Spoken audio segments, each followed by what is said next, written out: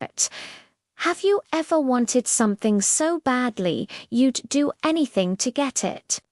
That was Anastacio Perea. His one and only goal in life was to save 300 pesos to buy a little store so he'd never have to work hard again. But this dream turned him into a man who was, to put it mildly, not very nice. His brother, Emilio, once came to him desperate. But Emilio's little boy, Pedro, was sick, and he needed just 1 peso for medicine. What did Anastacio say? "Pedro is not my child. Go away and don't bother me." He turned his own brother away over a single peso. Emilio was heartbroken. His sister Berta had to give him the money, sighing, "Our brother is no good." Meanwhile, Anastacio was admiring his beautiful green cornfield. He was so close to his goal. He already had 200 pesos saved in a leather bag tied to his belt. This crop would surely bring him the rest. He even shouted at a crow flying overhead, "My corn is not for you. You are like my brother and my sister. You want to take what is mine." He was obsessed, guarding every centavo, remembering the day the storekeeper told him 300 pesos was the magic number. But life has a funny way of teaching us lessons. That very night, a violent hailstorm destroyed his entire crop, all of it gone.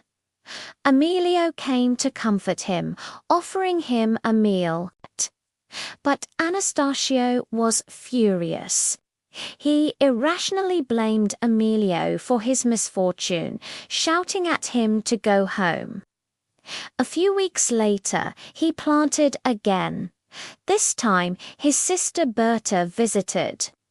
A tree had fallen on her house, and she needed a small loan for repairs. Anastacio looked at his frail sister, who looked like a frightened bird, and said, "I don't have any money to give you. Why don't you go to our brother, Emilio? He sent her away with nothing." The very next day, a flock of sheep got into his field and destroyed his new crop. Again, he blamed his family. He saw Berta and Emilio later, their faces calm and peaceful, and it only made him more bitter. The following year, Anastacio was undeterred. He had managed to save up 250 pesos. He just needed 50 more. This time, he planted pinto beans. He worked tirelessly, even sleeping in the field to guard his crop. Finally, autumn came. He harvested a huge crop of beans, loaded them onto his wagon, and headed to the village, dreaming of his store. He was so close. But his mind was troubled. He worried his family would want a share of his new wealth. As he drove down a steep, winding road, a horseless Waguna car hit him from behind. The impact broke his wagon, spooked his horses, and sent him flying against a tree. His precious beans scattered all over the road. His crop was lost again. The driver of the car, feeling guilty, returned. "How much were the beans worth?" he asked. 50 pesos, Anastacio gasped in pain. The man handed him the money, just happy to avoid more trouble. Anastacio couldn't believe it. He sat on a tree stump, holding the 50 pesos in one hand and his leather bag with 250 in the other.